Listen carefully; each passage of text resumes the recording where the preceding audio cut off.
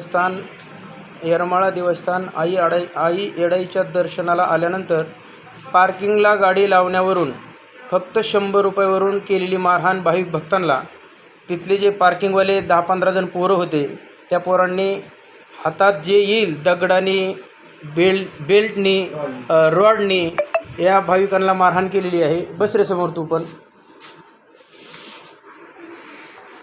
भाविक भक्तांना 100 रुपयावरून जर या देवस्थानच्या पोरांनी पार्किंगवाल्यांनी जर अशी मारामारी केली तर ही चूक आहे। ही